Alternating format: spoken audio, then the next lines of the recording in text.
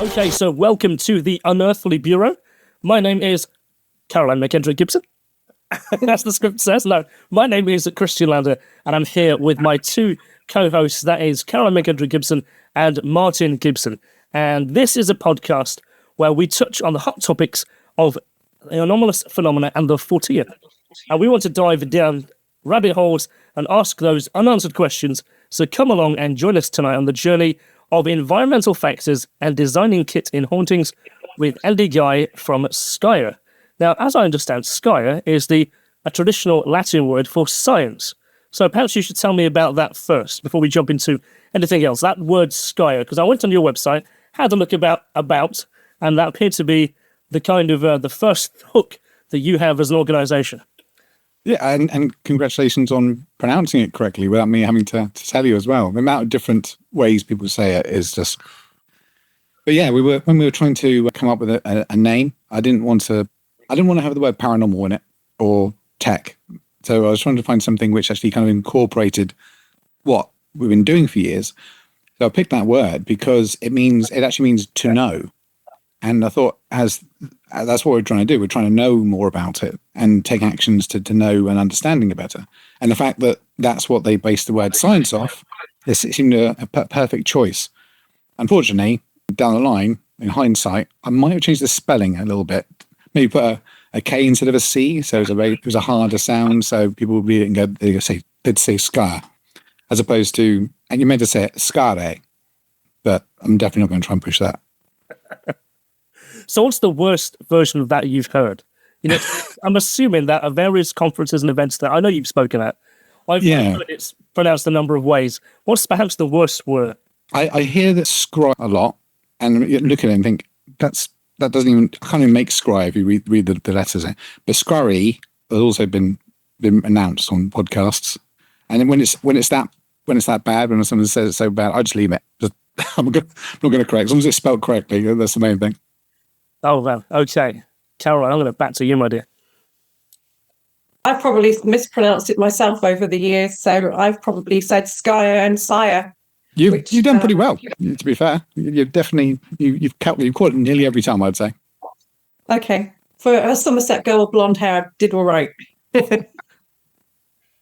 Yeah, wonderful. It's lovely to have you on this evening. Thank you for agreeing to come on the new podcast, Andy. And for us, obviously, Christian has tried to explain that we want to look at things in a different angle than the other podcasts that we do for us. So with this, we want to talk about the unconventional and things that are hot topics in science and rabbit holes. So let's have a look at how you came about this business. How did you come into SCIRE? What made you set this up with equipment looking at the environmental side? So for me, just like science, it came from a hypothesis. And the backstory of it was I was sitting in Margam Castle. It was, I don't know, at least 15 years ago now. And it was middle of August, and one of our team members was sitting there looking a bit bored. And it's about 9 o'clock, still really light. And he said, I don't know why we bother starting at 7 o'clock. You don't get anything this time of year until it gets dark. And I'd been investigating for a couple of years before then and getting some really interesting things, that kind of lots of proof that there is something to it. But I was kind of flapping around because I was just building up a collection of interesting clips and footage, and I wasn't doing anything with it. But when he'd said that, I thought, that is interesting.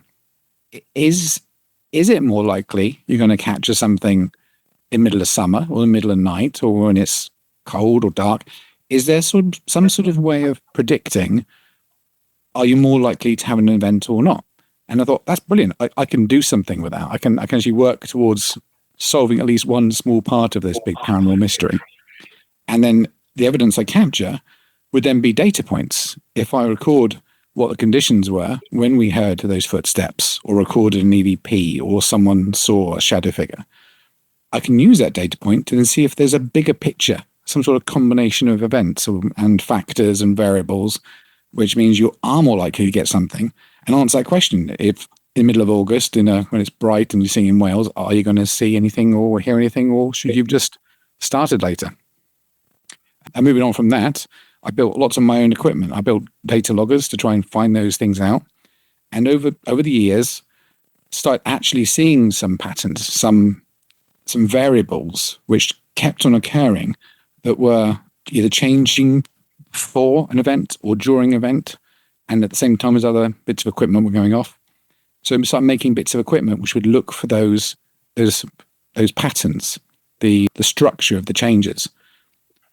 And I took them out, experimented with them for another few years, and then people who were investigating with me were like, what is that thing? That thing that's glowing there? It's going off at the same time as this is happening. And they were interested in it.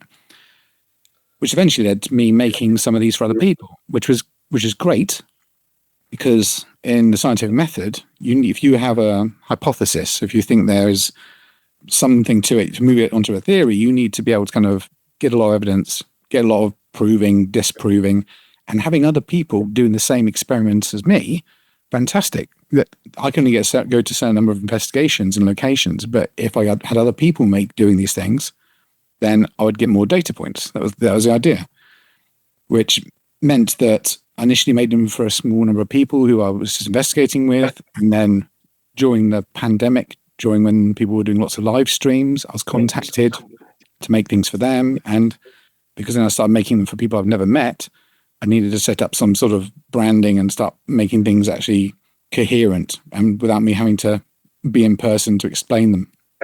So that's when I set up SCIRE as an interim between me and the equipment, really, so that people could then try it for themselves without me necessarily influencing their outcome. And it's just from there.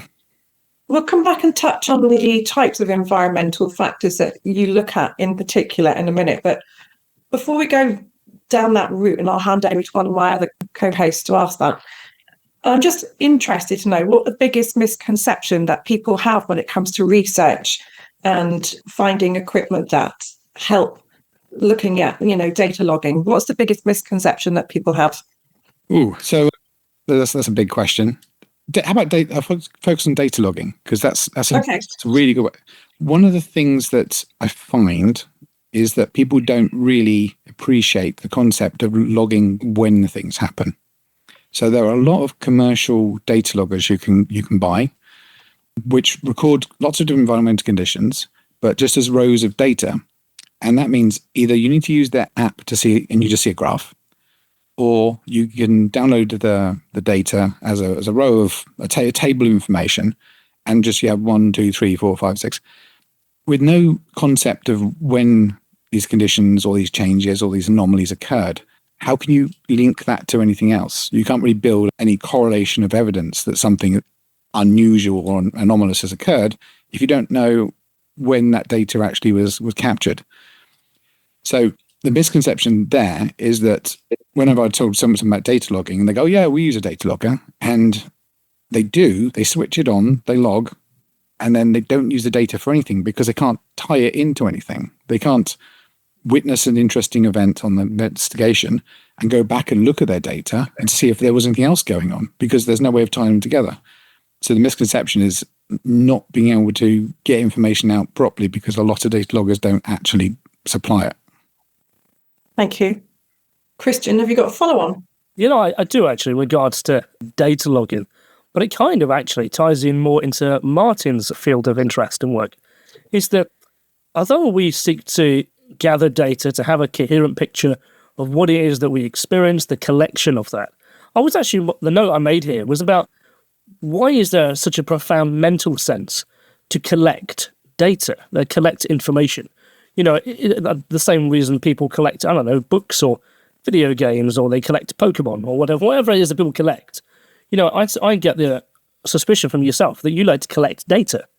Is that a trait in itself that is more fundamentally a mental sense of protecting information in order to have it viewable or seen by other people? I mean, how does that tie into how you see things, Martin? I think from Andy's point of view, collecting the data is to, he's focusing on trying to explain some of these anomalies with what people are really trying to do is make things visible that are not visible at the moment, aren't they?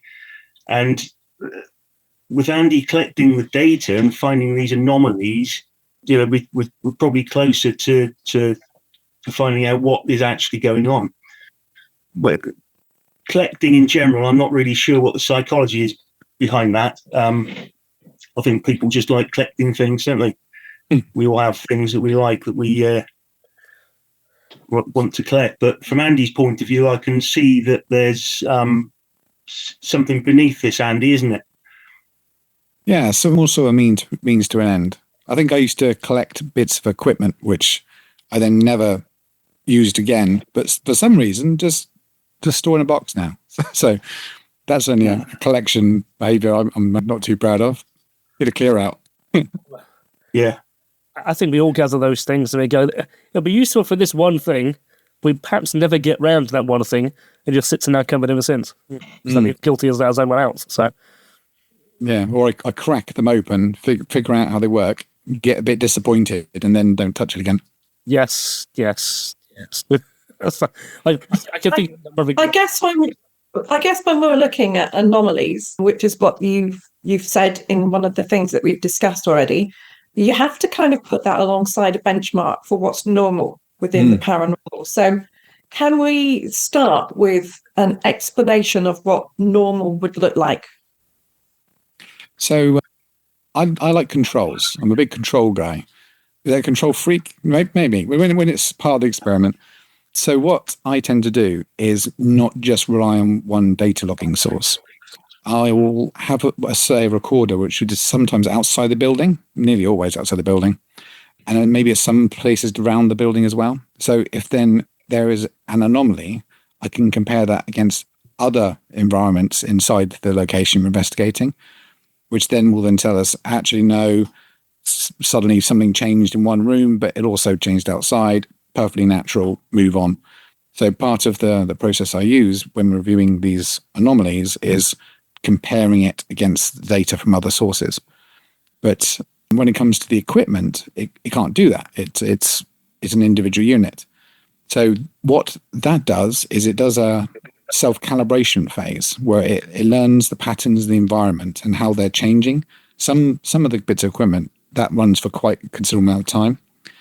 And then only once it's learned the variations and the levels in that environment will then signal when something is anomalous and it's outside that calibration. The thing is then, it's told you something anomalous has happened, but it's then up to you then to investigate what that really could have been. But at least it's not what was there already. So for anybody new who's into paranormal investigating, I guess what Andy is trying to basically say is that once you've got more than one area that's been logged, you can start looking for patterns of what's normal. So for example, I know that EMF in a property, the standard reading of something that's not anomalous would be something along the lines of 0.4. Would you find that kind of thing yourself, Andy?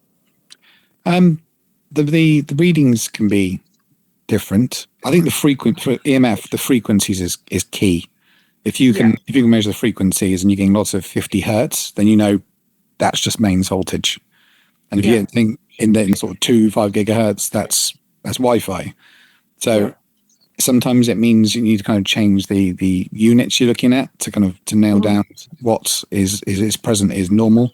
But sometimes the EMF's a bit of a pain. It can be really random, and you can get some external influences, cell phone towers, power lines, which surge depending on usage. So it's quite hard to calibrate for them too.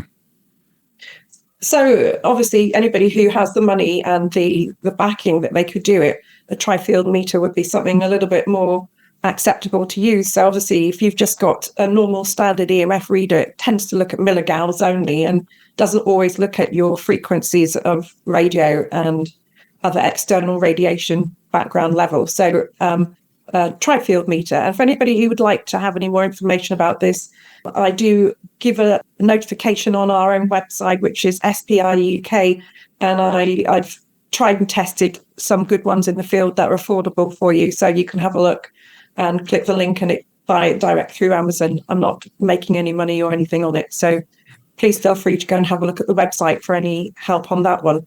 But thank you for that. There's if you're suggesting little bits of equipment to debunk, there's a really cheap, I'm not sure it's a toy or it's a spy device. And the idea of it is you can use it to then detect when people have got cameras set up, and you look through a thing and you can then see that it doesn't really matter, but it's got a really broad spectrum RF detector in it, which you can then dial in to one spot. And then if you move around, it'll then tell you if that RF amplitude, the power is increased. So I found that really useful for tracking down these long waves, these Wi-Fi cell phone towers, etc.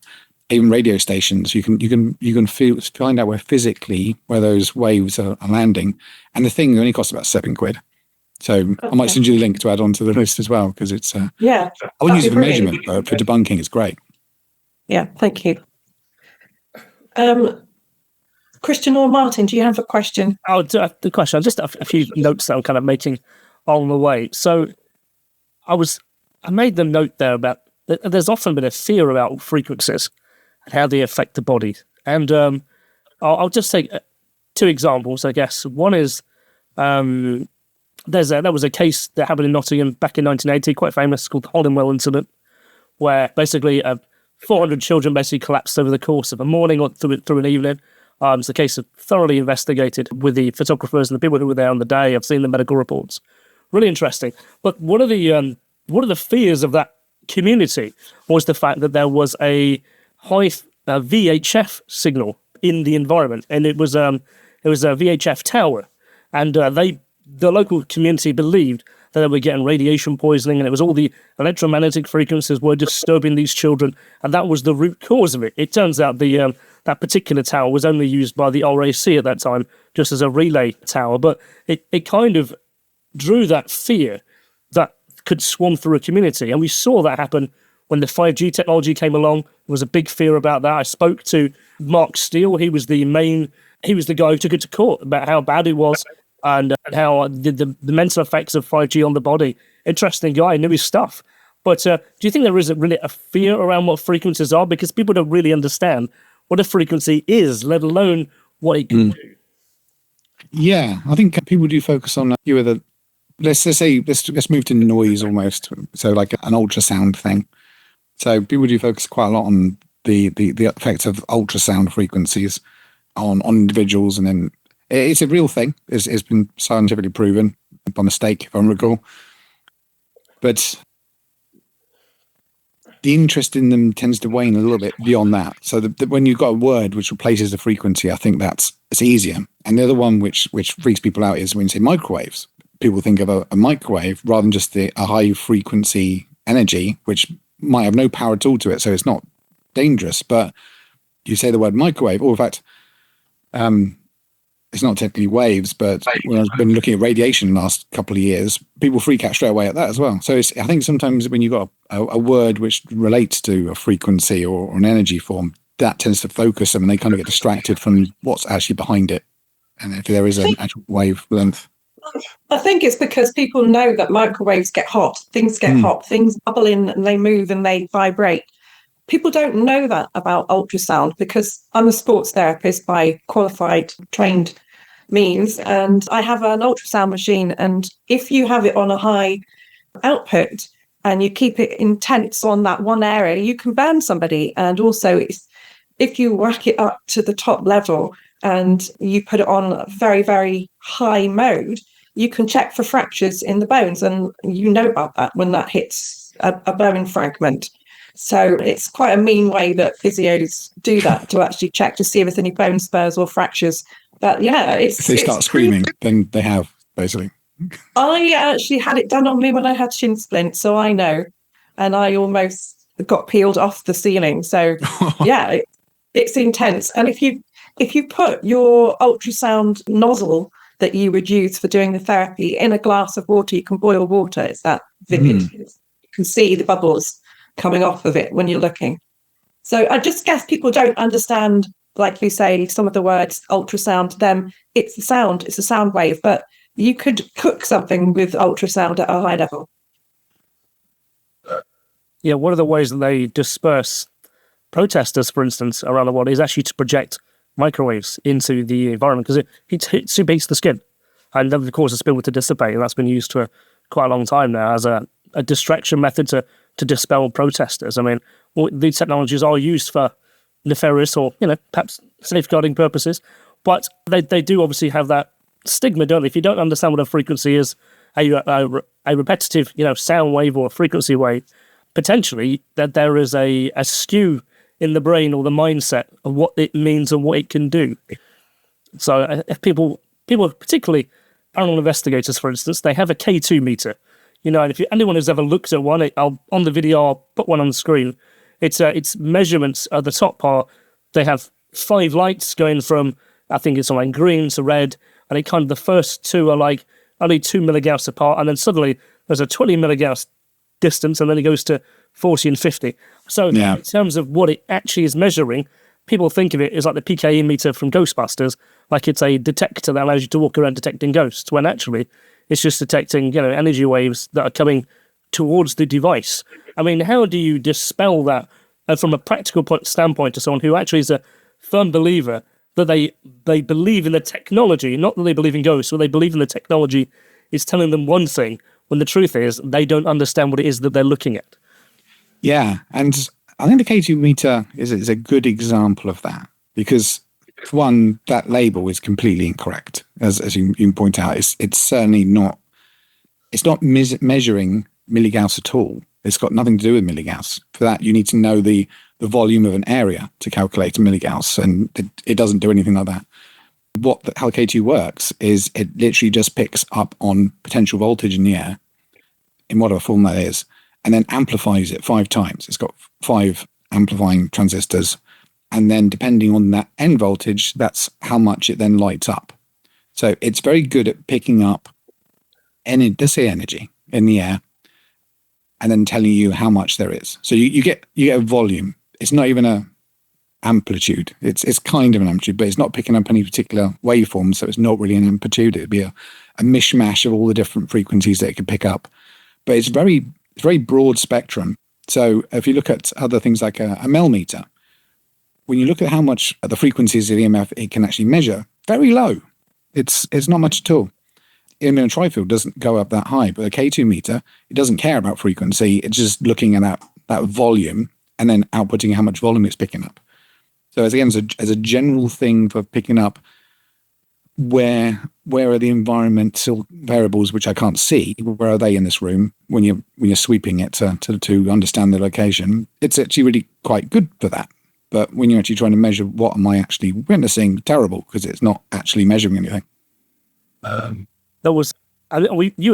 think we all have been on paranormal investigations where there's always been somebody who's got a K2 meter and they swear by it as a ghost detector of some description. And I can remember once I was at I'm not going to say who the organisation was because I think it's quite mean to say bad things about certain people. And I went there, we went to this barn, and there was 40 of us people gathered around a circle. There was 3 K2 meters lying on the floor. Everyone was holding hands and they were calling out. And these lights were going crazy. And after everyone was told to turn off their phones, whether they did or not, different matter. We are there in the middle of nowhere. And we really were, but of course there is electricity in the house, so to speak. And I was trying to generally wonder how these are getting triggered. And they are appearing to get triggered due to a response from the question the medium is asking. So I was wondering, what is actually going on here? Where is this while it's not exactly a detector as such, it is picking up on information. It is. It's definitely reading. So just to cycle back very quickly to that phone point, and I'm not trying to sell these things, but those cheap RF indicators I mentioned before, they're fantastic for that. When you're not entirely sure of the group you're with, and if everyone says, oh, my phone is off, but you're not entirely sure if everyone's actually, if you sweep around with that and say, okay, I'm just going to try and find out where this is coming from, that is great for finding the culprit who hasn't done it, because it will go off. It will just glow up right next to the person. So I always subtly try and do that, and then you didn't turn off, turn off again, and just see if it gets rid of that. But otherwise, yeah, I've had very similar experiences. I've had some half-hour conversations with K2 meters, but at that point, I try then to break other stuff out to kind of back up that interaction with something else, and do things like leave gaps, where no one talks for 5 minutes, just to see if it is actually interacting, and it's not that people are asking questions too quickly or someone's coming out with information too quickly, and it's just hitting randomly and hits a mark occasionally. So yeah, when we get those sort of interactions, I try and run with it, add more to it, and then work out if it's something natural, because we're just getting carried away with it. But you're right, it does certainly measure something, and it's amplifying the potential energy in the air. But you can't really tie it to the data logging, as opposed to saying as a spike in EMF.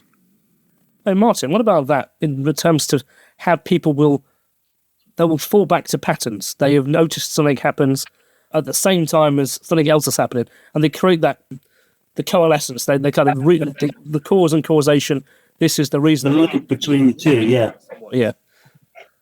I mean, we have an inbuilt need to find a solution, to find an answer to what's going on, and we will link one thing to another.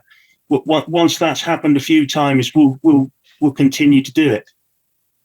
The response will be the same. We'll blame it on whatever we did the last time, because that's a good response, isn't it? We've all done it. It'll be like, if I do that, I know I'm having a moment of bad luck, and suddenly I notice the full moon is there, and then forever I notice the full moon. I'm reminded that I might have bad luck today, and we reinforce it to ourselves. I know SIBO effect doesn't make up. We notice these patterns when it's only when we go looking for a pattern because we've seen something else, and then we put them together, and it's like, what does that psychologically do to us? Or are we just looking deliberately for patterns? I think as the human brain likes the familiar, and if we don't have the familiar, we'll try and find it sometimes. Familiar things are safe. New things, unknown, and from a survival point of view, that's not quite so good, is it? So the brain likes familiar things, whether they're good or bad, or whether they're the right things, doesn't really matter. It will always tend to fall back on that. Interesting. There's also that factor where people remember the hits and forgets the misses as well. That positivity bias, or it's a term for that. When you actually go back and review and listen to that session, you think, oh, hang on, it's going off quite a lot when people aren't talking, or just randomly to another person's question, and it's not. And I don't remember it like that, but that's kind of what actually happened. I think touching on last week when we had Louise Joy, Martin gave that very good analogy that you get chemical reactions within the brain, didn't you? And you're talking about dopamine and oxytocin and things. I think when people go out and they experiment and they investigate, you're looking for that hit, aren't you? So as soon as the light on the K2 goes off, I guess people are just immediately jumping onto that bandwagon because they're already in that moment. They're excited, they're heightened, they're getting the releases from the chemicals already because it's a very quick uptake of the hit of the drugs in the brain that it's creating. So is that a possibility, Martin, that could overtake? Yeah, that's possible. I mean, just in terms of this very conversation, as you were talking there, Caroline, I can see behind you, you have a beautiful fibre optic line. And I was trying to work out, was it actually reacting to the pace that you were talking? And I can see that it sort of was. It was sort of flashing at the pace of your speech. But I can see, actually, it's not sound activated. But if I was to see that without you speaking, I was watching it, I perhaps would believe that it was. It is actually sound activated. And if I was to put it on with music, it would pulse with music in time. So I don't know if it's actually reacting to the voice. I mean, it does have like a sensor on it, but it's connected into the stereo. Okay. And if we play music, I can normally choose a different type of reaction. But it does look like it's responding to your voice there. Yeah, it does. I did choose a setting, but I couldn't tell you what it was that I chose when I turned it on. Fair enough. But thank you for that, Andy. So what happens on people's journeys? What happened on your journey? Because I'm sure that you probably started off the same point we all did, where we go, oh, look at that great big orb. You can see my great Aunt Fanny's face in it. And that K2 is my Aunt Fanny talking to me. So at what point did your journey change?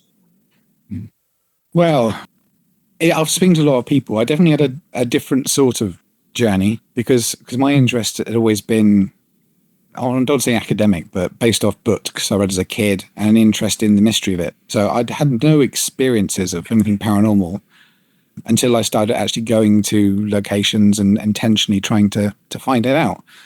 So when I started, I went to Woodchester Mansion, and my first investigation, I took a bunch of things I had bought. So I bought a Melmeter and a camcorder, an audio recorder. I went fully kitted out because that's what I'd seen on the Ghost Hunter show from the US. So my intention right at the start was just to see if there was anything to it, prove it to myself that the things I'd read about in books for years actually really occurred, and it wasn't just, stories. And try and evidence that for myself. The change that occurred was once I got to the point of having enough things which proved it to me that there was something going on. I couldn't explain it. I'd witnessed things with other people that had no explanation to me. My change was to try and then understand what was I actually witnessing, and that changed the way I investigated and how I interacted with other people in say the teams, etc. When I started off, I didn't really engage with a lot of other people who would go to locations with, because I was focused on just me. I need to prove it to myself. If someone else is seeing something, not much use. And if I don't know them, why would I trust them? It's just the same as reading a book. But then when I tried to find out how these things were occurring and what was behind it, it's such a big question, needs a lot of input. I tried to engage a lot more with other people so then I could find out all the little snippets of things that they'd learned, because it's amazing. The more you speak to people, the more little puzzle pieces you get. You think, oh, that's interesting. That stuff with crystals I'd completely ignored because it wasn't to do with me proving things to myself, but that actually ties into electronics and it ties into how that particular thing works. So maybe that's part of the grand equation of how it all fits together. So mine kind of spread out sideways to be a bit more interactive with other people, and then just pursuing all these little threads and then making equipment which helped me then lock down those threads and work out variables to isolate where is the anomaly in that particular type of thing. So I'm not sure that answers the question, but it's a change which is just constantly occurring. It's constantly getting wider. The more I work with other people and the more variables I remove or add, it just gets bigger and bigger and bigger. Not sure when it's really going to end. Can I ask? Well, we find out for sure, I suppose. You mentioned there about meeting new people, where effectively you gathered the information for yourself, because you could trust the data that you collected yourself because you had a level of control over it. But when you have other people who are willing to submit data to you, or they are willing to, cooperate in a form, do you find that you can trust that data? And beyond that question, I was going to ask is that, do you find there is a breakdown of trust in the community of people, particularly investigators, where they don't like the fact that they are not the holder of the whole truth? They don't have the whole information. They get quite sticky. They get quite protective of that. Have you experienced that yourself? Very good question. So, in regards to the specifics or mechanics behind the study I'm doing, I've not really come across many people, Caroline excluded, who have gone to any decent lengths to gather the detailed amount of data you kind of need to build up a solid picture, like a quantitative picture of what's going on. So I've not had much in the way of luck of people feeding directly into that. What I tend to more pick up on is more anecdotal. And then by having those sort of conversations about, someone said, well, it's kind of funny when there was two of us and we both saw this shadow figure. One person saw it front on and they saw the entire thing, but someone 2 feet to the left, they only saw a dim glow of it. And you think, okay, that's an interesting couple of variables. And someone else tells you something very similar. And so some of it is, those anecdotes are actually useful if you pile them up. So even if you don't necessarily you weren't there with that individual. You can't necessarily trust their full memory of it. If you get enough of those little snippets, you kind of start seeing patterns and connections. And that's where a lot of the things I do come from is look at the similarities between data points, even if they are just stories. There are some locations where you hear the same stories again and again and again, and that helps you refine like where to go for things and what to look for specifically, which I find quite useful. I think the qualitative is actually something that needs to be logged, maybe slightly dismissive until you start to have those repeatable variables. I mean, there is something that we experienced within Jamaica and Corinne Besson had never had that as a qualitative. And I don't want to give that out there to the public because it's not really in the public domain, but she'd gone off and spoke to a previous owner who said, oh, yes, I can take that and I can say that, that may have happened because of X that used to happen. So, and that was in room 5. So, yeah, I mean, and then since then, other people have reported the same thing happening. So qualitative can actually start to become a very important factor of logging data in research. Definitely. The variables I'm generally talking about can be quite diverse and ephemeral sometimes, even if it's not only how many people are in a building, but what's the mixture of their own personal beliefs and interests and combinations of people. There's so many variables to this. It's quite daunting, but finding out things about locations is fantastic, especially after the fact. If someone comes up to you and tells you a story about something they've seen and that's happens to be your best story as well, wonderful. Love that. Yeah. So shall we touch on a little bit more about environmental factors, and let's dive a little bit deeper into some of the research that you found. What are some of the environmental areas, Andy, that's proved to be of interest to you that you didn't kind of have your eye on the ball to start with?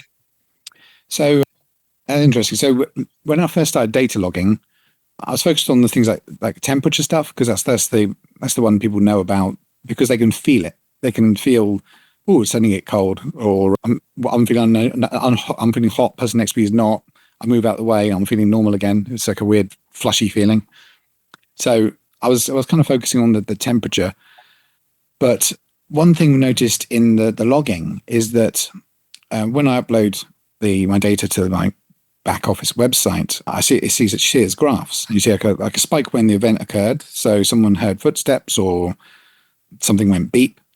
And then what we kept seeing on the air pressure was a sudden fluctuation that was occurring either just before the event or during the event, which then wasn't tied to anything weather-based.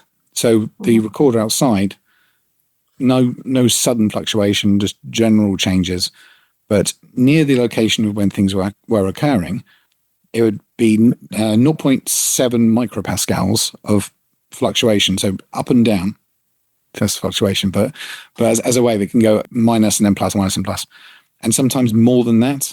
And that was interesting. And I started looking back at trying to find those patterns of fluctuations and going back to footage and found things we'd missed. And that's where one piece of equipment, the Aeroflux, comes from. It's looking for air fluctuations. That's where the name comes from. And then alert you when that pattern is detected to then either pay attention because something else might happen, or check back on your recording at this point because you might have caught something which you weren't expecting.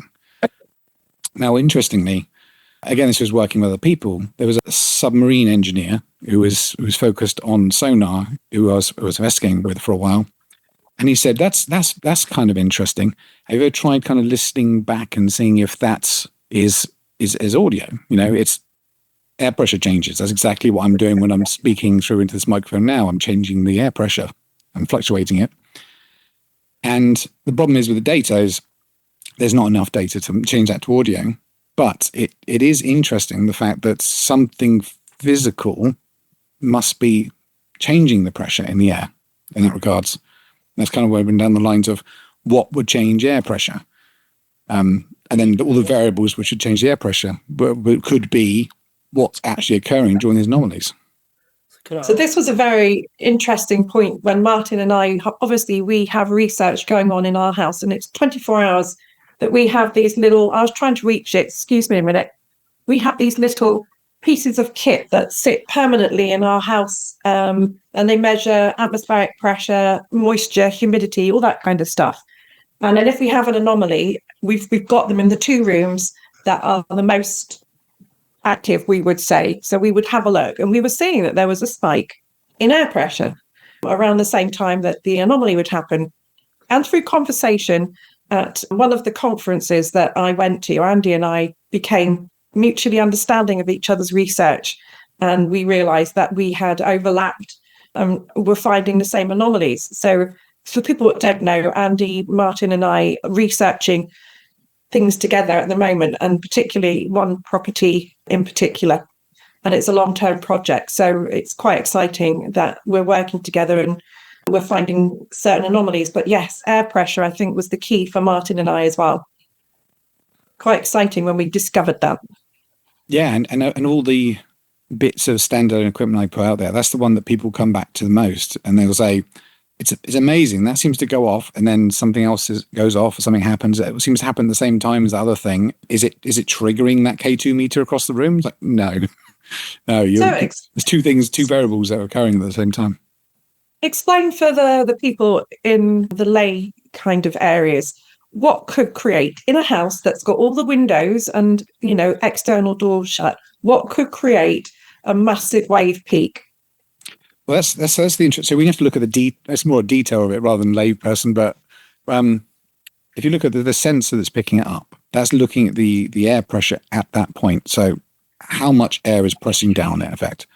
And there's not much which would change that. You would have to add or take away to increase or decrease the pressure, just like a car tire.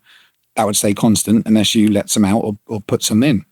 And what we're seeing in the data is someone's taking that car tire and putting air in and out very quickly.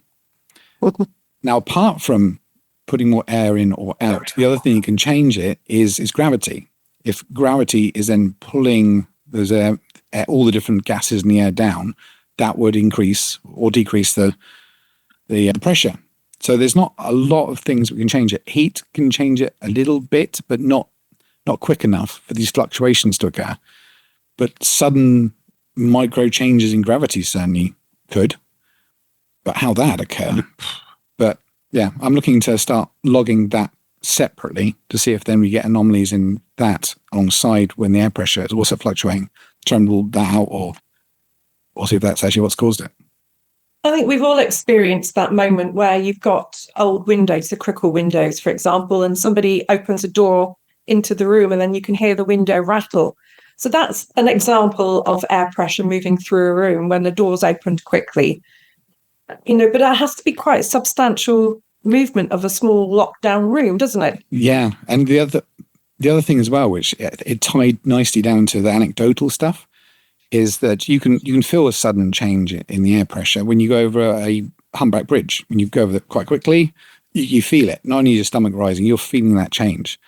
And one thing I found with the air pressure fluctuations is that was also happening when people said, "Ooh, don't like it in here," or they felt uncomfortable, or we called it a Scooby-Doo feeling until we actually found out that it quite often was related to the air pressure fluctuations. So I think people can actually pick up on those fluctuations in pressure with their bodies, and they're not aware what that is because that's not a normal sense for them, but it's there and affecting them, probably a middle ear thing. And they then feel uncomfortable, which might then tie to when people then feel like something spooky is happening or uncomfortable is happening. And it might be, but it's not necessarily correlated to actually detecting there's some personality there which shouldn't be. Martin, is there any part of the body that's affected by atmospheric that you know about? What part of the brain kicks in to give you that, "Ooh, I don't like that feeling"? Well, I mean, the brain the cerebellum is monitoring our senses and responding in what it thinks is the right way according to the data coming in. So if it was a middle ear, the change in the air pressure in the ear or something like that, maybe that would trigger a response.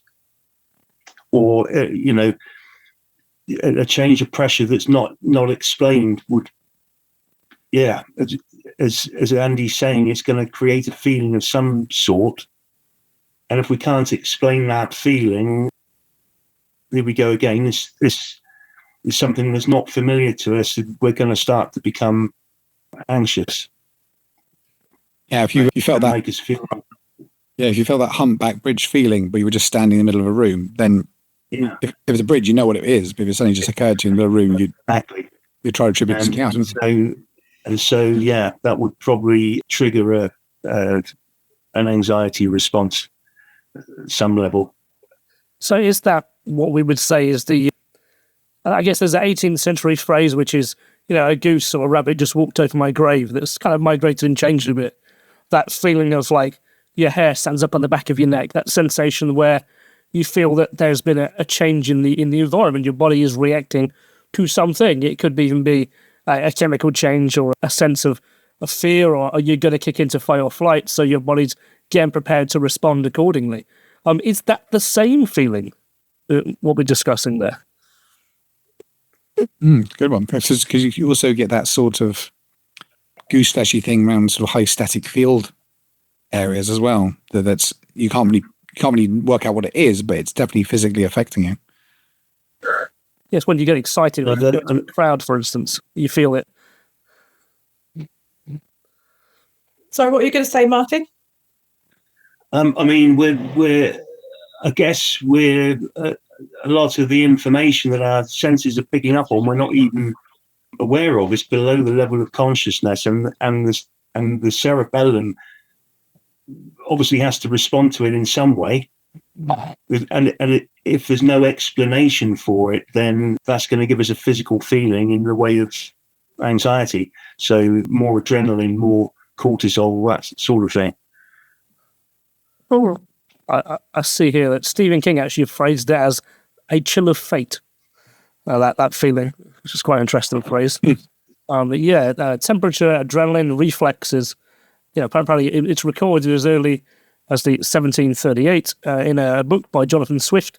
There's a long-standing saying such as a goose has walked over my grave, which is a superstition apparently that you're getting pulled down from somewhere. But that feeling is you could attribute it certainly to a gravitational change, a feeling of the environment. You're instantly dropping. Maybe you have, like you said, if you go over a humpback bridge, you do feel your stomach rises up and your body goes up, and then since S comes down again. I mean, are we just going down in a lift, but on perhaps just a 1 centimeter scale? You wouldn't know it. You wouldn't realize it. Is it just a change in the environment, just quite quick feeling that's triggering that? And that poses some interesting possibilities. Yeah, just a sense that something's changed, but you're not entirely sure what it was because your body, you haven't attributed that experience to anything. Because your brain does that a lot. It records like, oh, I know, recognize what's happening here. I know what's going on. I'm just going to tell you what's going on. I'm not going to tell you about the feelings because you don't need to know that. It's just, you're going down a lift. You can forget about it now. Well, but there are places in the world that have a different magnetic resonance that appears. There's certainly some areas that are in, I'm aware it's in Arizona. It has a different magnetic resonance from the ground, and they think that's why when you go into that area and cell phones don't work, for instance, or it has been attributed to why UFOs crash in that particular area. Is there a geomantic level of changing gravity? Is it actually something that's happening all across the world? We don't realize it. Perhaps just small spires coming out of the Earth's core, going up into space, where gravity might well be different. If it's a very, very small, narrow channel. Yeah, or even getting even more hypothetical things like if you're connected to parallel dimension, parallel universe, which is operating at a slightly different frequency, you're just tasting a little bit, and the gravity there works slightly differently. The rules of that physics on that universe slightly different. You're picking up on a different sort of gravity, and that's emerging with this one, and you're seeing a little bit of a wobble. Yeah. So I'm sure I'm going to make a dialogue to work that part out.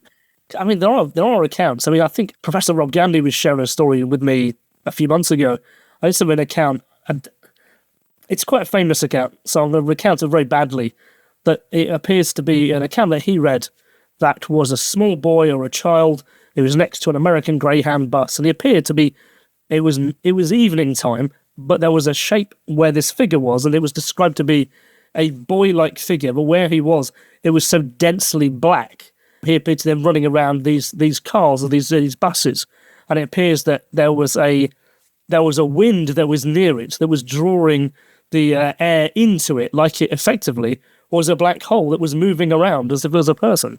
Is it something like, potentially, is that what's happening? Is there a micro black hole that might be opening in some kind of a portal from, I hate that word, could be happening that's invisible to us, that all of a sudden it sucks the air out, like a plane has an instant change of pressure, it sucks everything out, trying to find the equilibrium.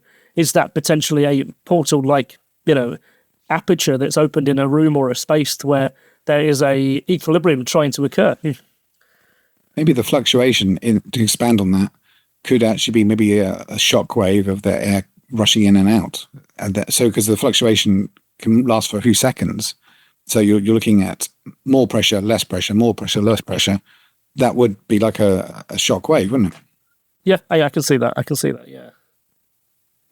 So as well as the environmental of air pressure, Andy, what else have you come up with in your data logging that surprised you?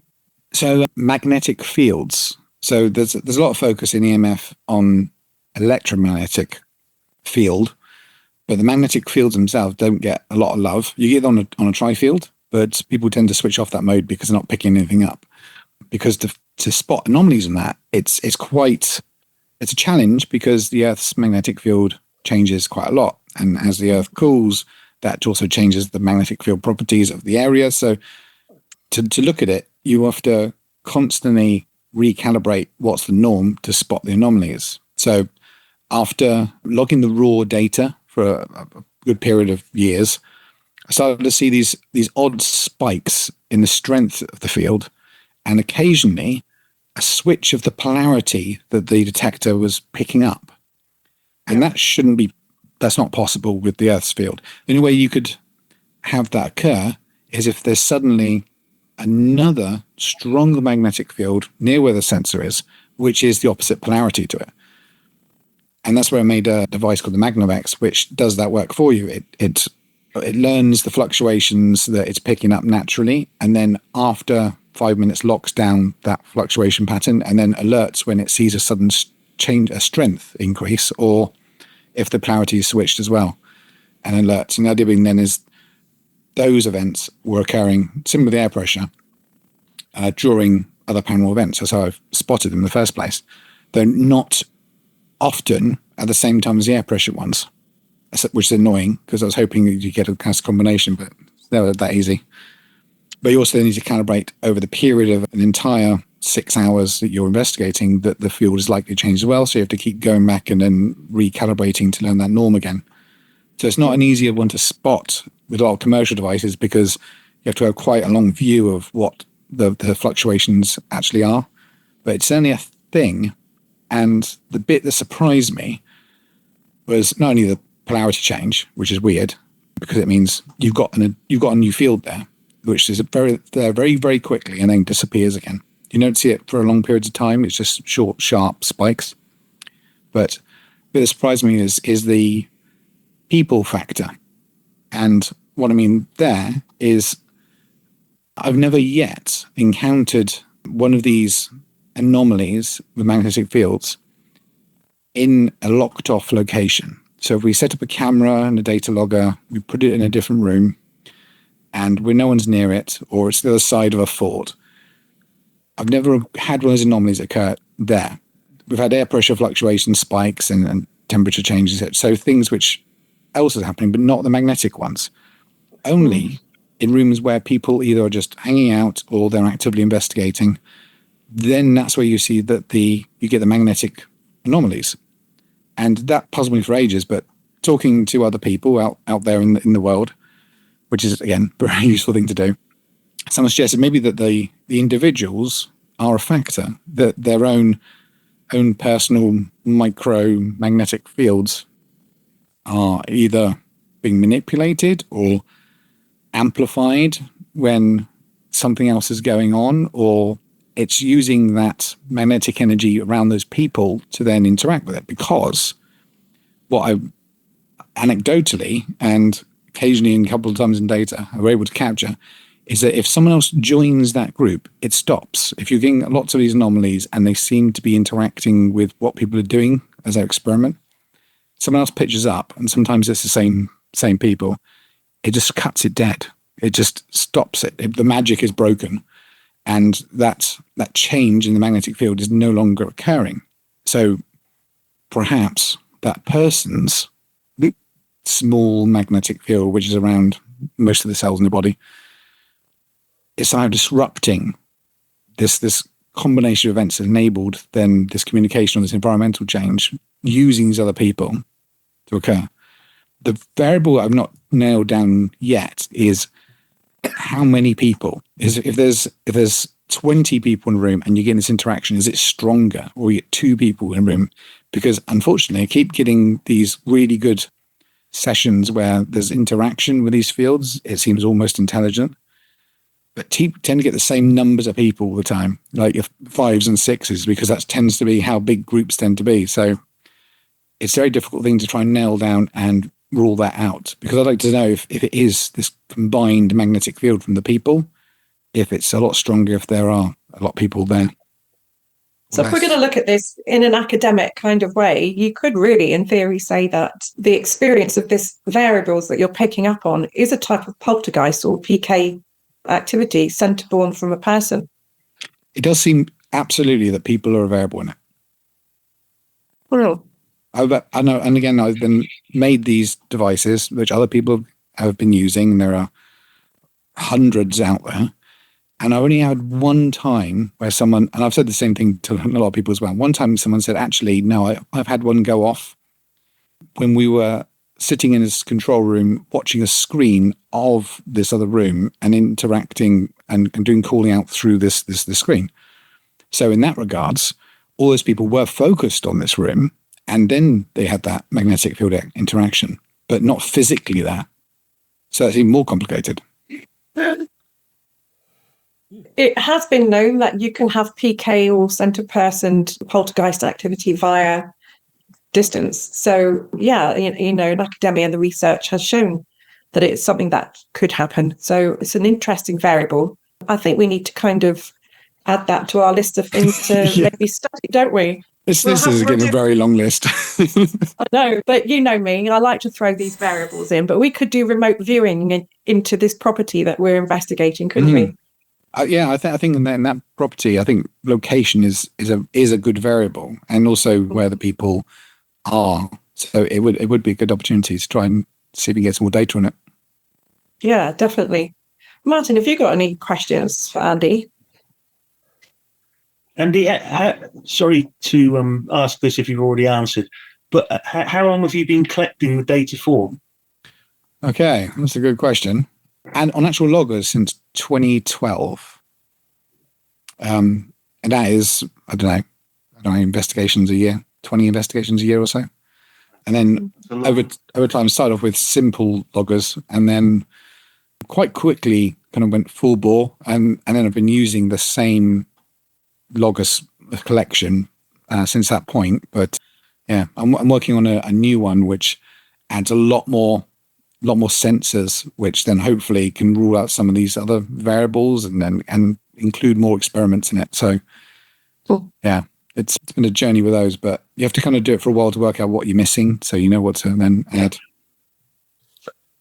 So just cycling back slightly to what you were saying about the groups of people that appear to have, phenomena happening around them. And then when an external person, or I say an extra person, comes into that circle, there appears to be a stop-off. Do you think what's actually happening is not necessarily PK, but it is that they are coalescing with each other. I hate to use the word energy. They are almost symbiotically working together through telepathy or some kind of communication system that is working quantumly, perhaps between each other. And then therefore when another energy enters that, it's a bit like, this currently isn't part of our current psyche cycle. Come with us for a bit and then you'll link into it, as it were. Do you think that might well be a factor too? Yeah, it certainly could be. I mean, again, anecdotally, forgetting the magnetic field thing, then you quite often will hear at the end of the night someone said that, it was good, and then someone else joined them and it dropped off. So it does seem that if you want to put a personality behind any intelligent communication, it could be that there's a trust factor there. Just if you went into a room and you were talking to 3 people, and you can just get to know them a little bit, and you have a conversation, and then another 3 people you've never met come in, your conversation changes. You either start just talking about the weather again, or you kind of shut up and go about your business and listen to your phone or something. But it could be as simple as that if you want to put a personality behind it. Or in physics terms, maybe you're right. Maybe this sort of the connection energy that those other people have got and what they're doing is helping that interaction, or even like bridge to whatever's actually then communicating, even if it's not an interaction, and then changing up those variables and affect it. Well, I've known that things like even like someone using like a walkie-talkie and calling through and then having conversation, that kills it off. So is it the walkie-talkie that's doing it? That's some RF communication, because it was always there anyway. Or is it the other person remotely talking with this group, and then they lose interest? Every time we talk about these things, it's getting more variables, isn't it? You need to kind of chuck in. Perhaps, do you have to be in a certain mindset for these things to occur? I think we've probably all done it. We're watching a movie, or we're watching a documentary, or we're in the zone with our bunch of friends, and suddenly you seem to be you're in the zone with each other. You kind of know what each other's doing, what your purpose is. You don't have to be thinking about what they're doing, and they don't have to think about what you're doing. You're kind of working symbiotically together, or you're watching a movie together, or like I say, a TV show, a documentary, or whatever. And then something will happen, and around you, there'll be a crunch, a crack, a pop, the walls will start banging or whatever. But when you're not in that zone, it doesn't happen. So do you think you have to be open to the possibility of it happening with like-minded people, like the trust factor, that kind of that energy that you have shared with other people, and that's when it happens?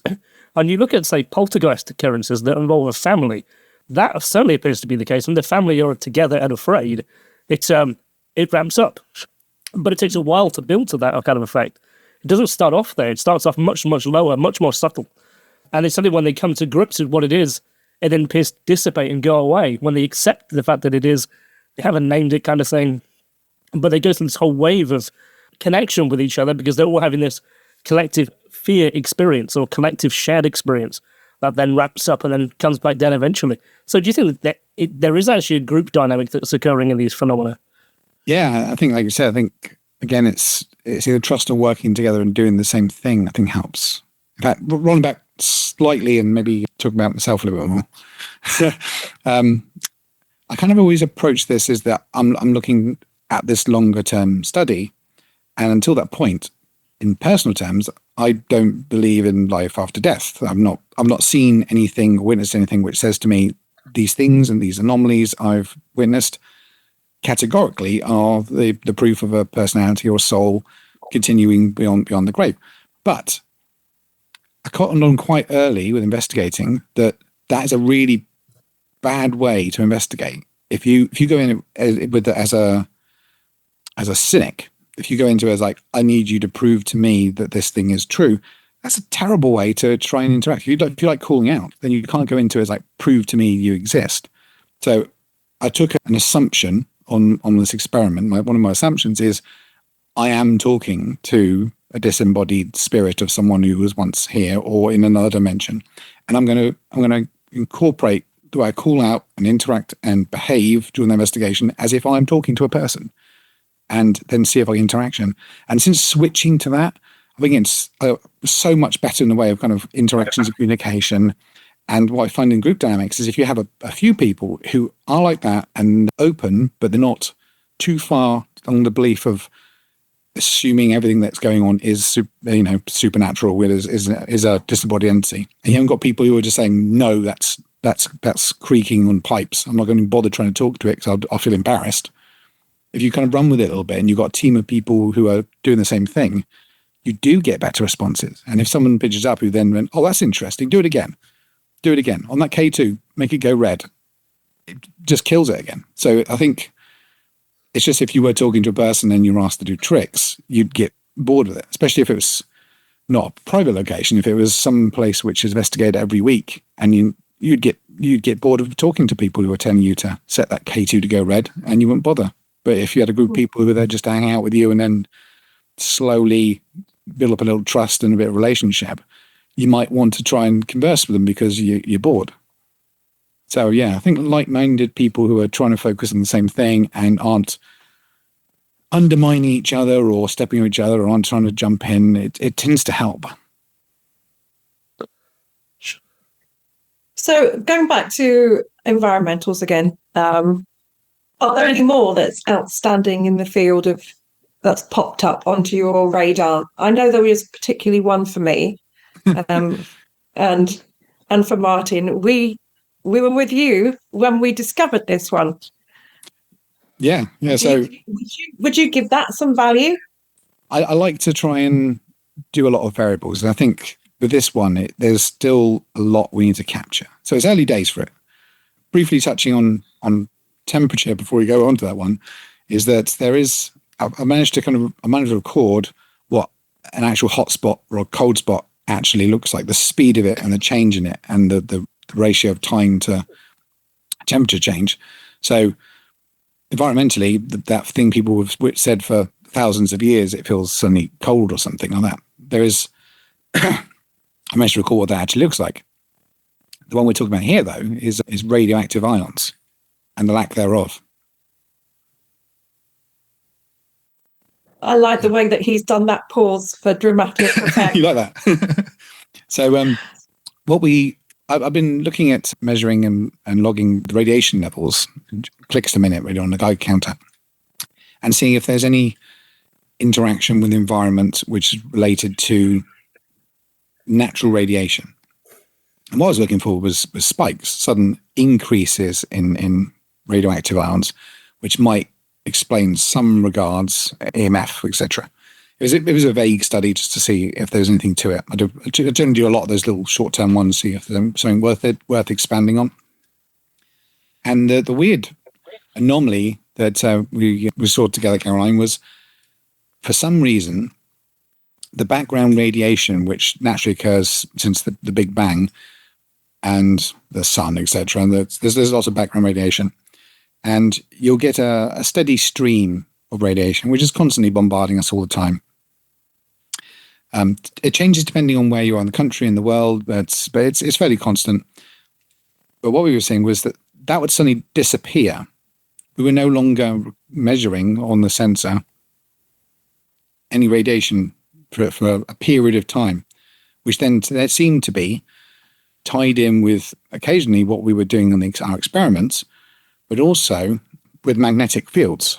So those two things shouldn't be linked, but I was recording on these loggers spikes in the magnetic field, which are occurring when the radiation levels were dropping off, or occasionally increasing the amount of radiation, which I'm not entirely sure is anomalous until we get a lot more data on it and work out some variables. So one variable we're looking at is radon gas, to see if I was speaking to a nuclear reactor engineer who suggested that if the radiation level suddenly just disappeared, then perhaps that there was a background level of radiation through radon gas. That's the guy.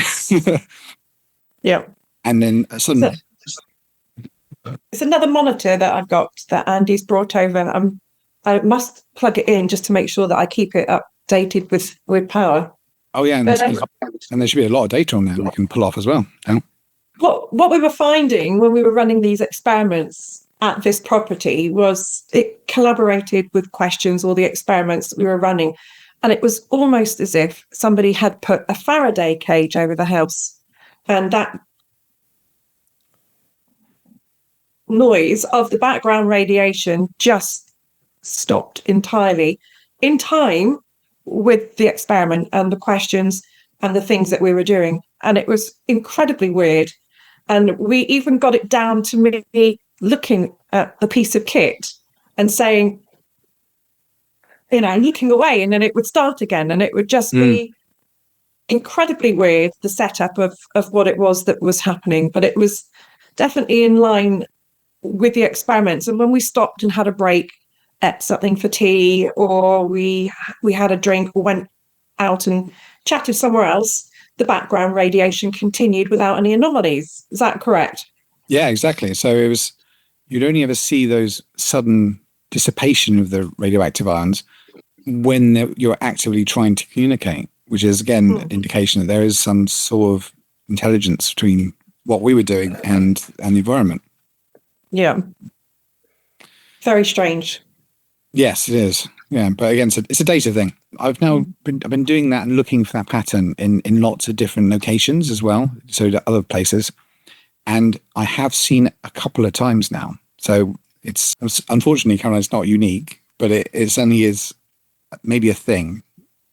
Yeah, I'm glad that we managed to be a part of the investigative research process, if nothing else. And, you know, we are working together with a university in Texas. So hopefully there will be a paper that will come out from this research that we're all doing with this property. But Andy, before we move forward, obviously, because I'm conscious of time, can you describe to me a case where the environmental data behaved in a way that you wouldn't immediately be able to explain? Okay. So specifically the environmental data? Well, to be honest, a lot of it I can't explain. That's the problem as well. Oh, yeah. So a really good one just come to mind, and it's the reason why I went really hard on the magnetic fields, was in Woodchester Mansion, where I'd had a data logger specifically looking at the magnetic fields in the cellar, in the arched room, the one where people will see the dog and the little person. And it'd been sort of a quiet night. People were trying lots of different things all over the place. Not very much was really interacting until about half an hour before we were going to call it quits.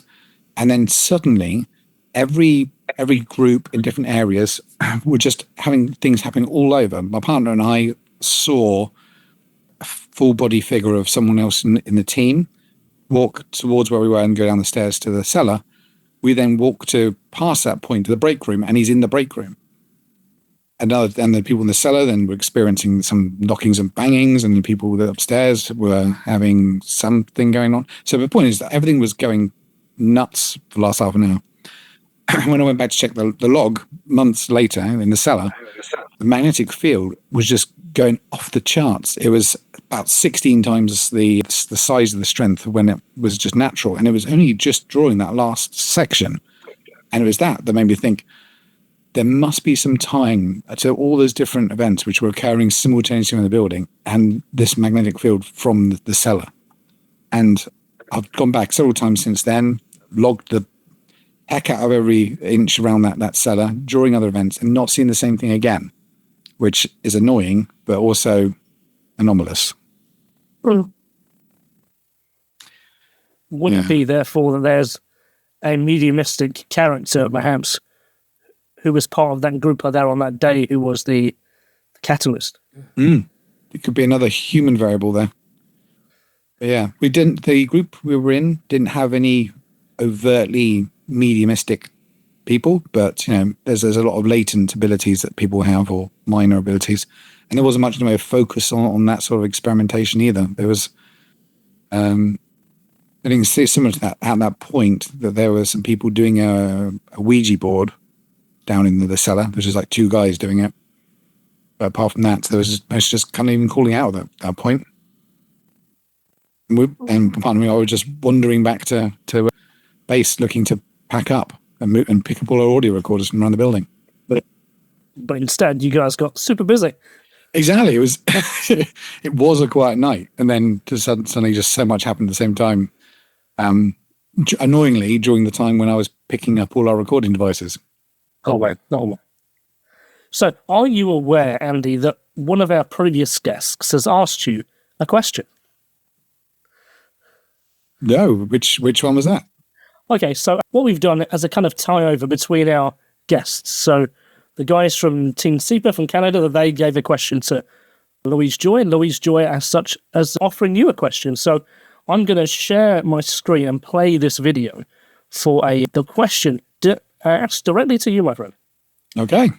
Is there kind of any bit of kit that you would absolutely not recommend and you would say it's just silly, it's just people playing around, like possibly like cat balls or something else? Is there a piece of kit that you wouldn't touch and you would just love to see people get rid of it and stop bringing it to investigations?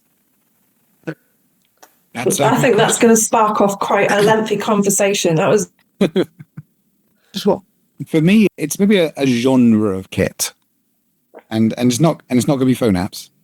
It's going to be things that look intentionally spooky that are only basically just cheap motion sensors. So the PIRs, or so passive infrared sensors which detect heat changes, or these burglar alarms which are kind of like a REM pod, and they're put inside a doll or a bear or something, and then they made that doll or bear look horrific, like a Annabelle doll or a Chucky after he's all mashed up, and then they take it along to try and investigate with.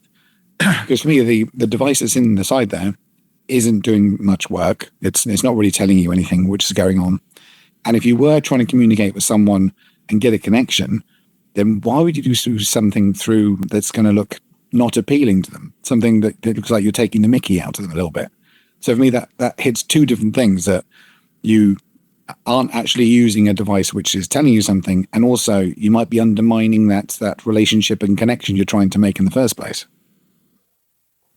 And maybe phone apps. Well, what about cat balls? Cat balls I have a particular hate for. Well, I used to not bother with cat balls. In fact, I still don't. But I found out something interesting when I made a device which generates a strong resonating EMF field, that it sets off cat balls. So I did a little experiment where I made 9 of these devices and then put a cat ball on the middle one, turned them all on, and found out that it needs to have a very strong localized source of EMF, and it will set it off, because the tilt sensor that's in there is a little metal ball inside a metal pillow, and when it touches the end, it makes a connection, and that connection passes the voltage through to the chip, and the chip goes, the ball's gone off, I'm going to flash.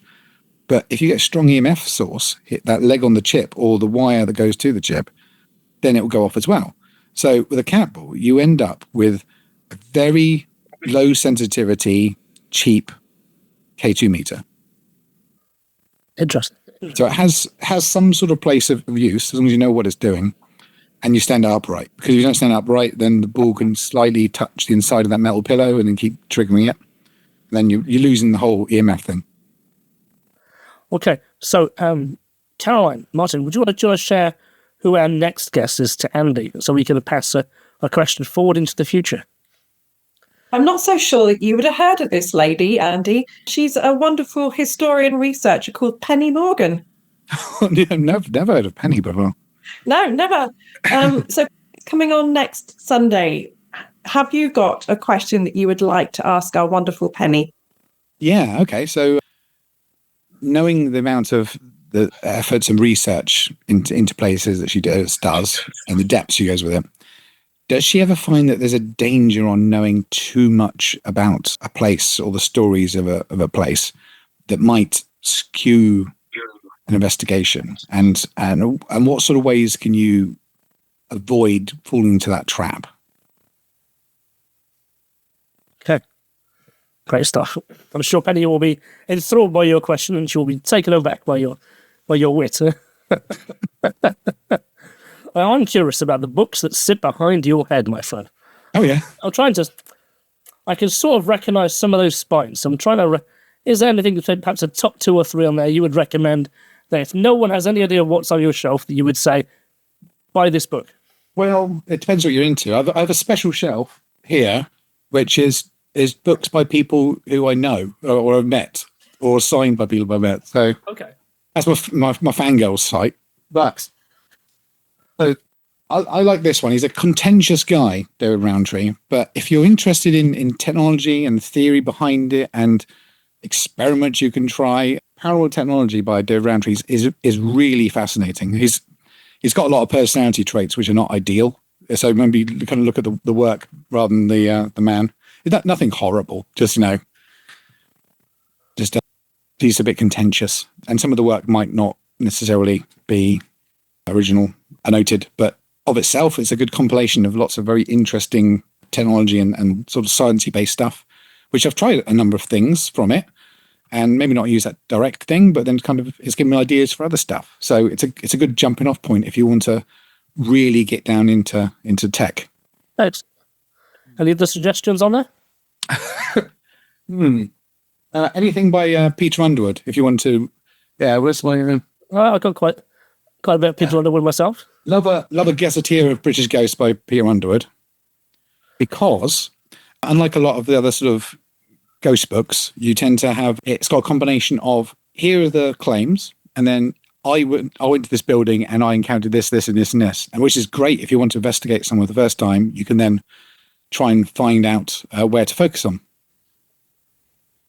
Yeah, so that's always good. And also I've got a complete collection of Arthur Mee's King's England, which is a snapshot in time, the 1920s, where he went to every village in the country pretty much, and then detailed some of the local buildings, local stories, the people of interest in there. So it's sometimes really good to kind of get a snapshot in time to then focus on what's going on somewhere and trying to research it. And then if you get little snippets of information from that, you can then dig down into things like that. So it's a combination of ghostly stuff and research stuff up there. Excellent. I wonder if anyone's done that more recently, to keep a kind of consensus of those things going on. Mm-hmm. There was a chap I came across when we went to Wales, before we went to Wales for the ASAP training weekend. In the northwest there was a guy who was, he'd catalogued a whole bunch of folklore. He was a local teacher. And this is early 1920s himself, and he said he wishes he was retired, that he then went round and gathering all these folk tales, because he realised that everyone who was telling these tales is now getting on in age and they might not be remembered should they die. So he went to the effort of recording those things. And I kind of wonder about how many of them stories now sit in those books like there, and perhaps that might well be the only reference to it ever occurring. Well, that's what I'm finding. Then I've always kind of relied on books first, then internet second. And as things have progressed, I'm trusting the internet less and less. There was recently I saw this news story pop up that some archaeologists had discovered a new Stonehenge in Scotland, which was 3,000 years older than Stonehenge. And I thought, that's fascinating. But the article looks fake as heck. It looks like it's written by AI. But there's a video. So I'll look at the video on YouTube. And the YouTube video was fake. So the article was referencing another AI video, and I can't find anything apart from these sources, which are all linking into this. So things which you would normally go and research on the internet, you have to be really careful now, because there's just a lot of fake history appearing out of nowhere. So I rely on that, and I rely on old newspapers, and then I can feel like I'm a little closer to the truth. But yeah, I'm a books first sort of guy. Whenever we look at a new location, I'm like, right, which county is it in? I'm going to get a nice section of books about that county and then see if I can find it. Well, yeah, I got to stay at the Shakespeare Hotel in Stratford-upon-Avon a couple of years ago for my birthday. And when I was there, the person I was with gave me a ghost story compilation from like 1840. And the accounts were from first-hand written accounts. So I ended up reading a whole bunch of them in the haunted room at the Shakespeare Hotel. That was quite a wonderful experience. Nothing happened, unfortunately. But we had a good evening anyway. Sit there and read this effectively, and it's written in a way that, of course, people don't write like this anymore. There's detail, there's emphasis, there's feeling, there's longer words that are enriching to the story that tell the atmosphere that you just don't find in stories these days. And like you referenced there, essentially you've got an AI written article based on an AI written video, essentially a self-looping to create essentially information with nothing tangible at all. Yeah. With accounts that are just rich in our books. One other thing that I think we've lost as well, after looking at lots of old newspapers, is that you get multiple points of view. So some of the stories in various older ones will have the same story several times as individuals then related it to the reporter. They would put each one of those those accounts, those witness statements in as a news article, which is fantastic because then you can pick through it and go, oh, there's more detail from that person and more of that one. You can then work out a bit of truth yourself. Whereas now it's kind of all kind of amalgamated, and then the person writing the story wants to tell the story based on the information they've been given rather than just trying to pass it through and then letting the reader do the work. Yeah, nowadays it's a 300-word, blog effectively. Most newspapers are online these days, and that's your lot. It's covered in ads, 300 words, no detail at all, and written by a 19-year-old college graduate. And that's the best you get these days in terms of any kind of regional journalism. There's just nothing. It's awful. Yeah, it's a shame. So, just to finish off for this evening, where's this going in the future with the creation of more equipment?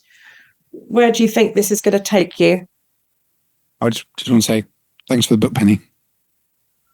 For next week. Spine's not cracked yet, sorry. But anyway, so to answer the question, I'm all variable focused and trying to get more data that's not necessarily me doing it, but be able to trust it.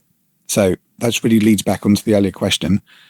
How do you trust other people's data? And then my answer for that is provide them tools which then work with the existing data, and then you can then assess the data points individually yourself necessarily, and then mark if you're happy with them or not.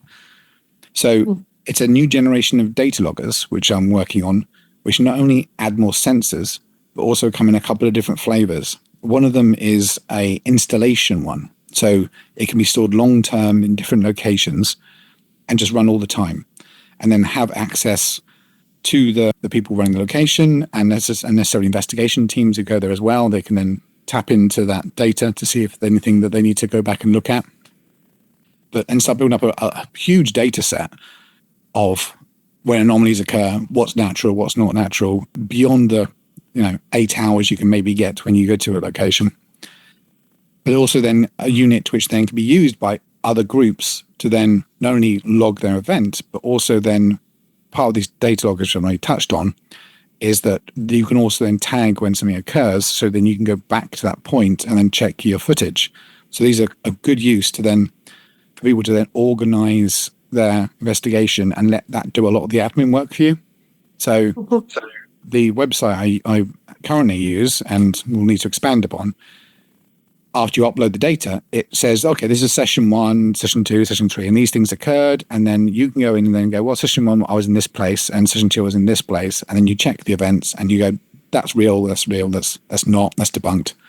And then afterwards, you can then have a report of what happened on that investigation. And then the next time you go, it can then spit out the things that you said you wanted to try to then improve next time. So it's got a lot of use for then people to organize themselves, but also then start to help work towards finding these anomalies and then working out this other stuff we need to add on to them.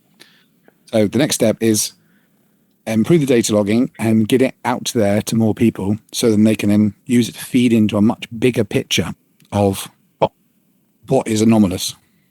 So on that note then, do you think that there's enough science-based organizations and history-based locations that would almost volunteer that set occur at that spot?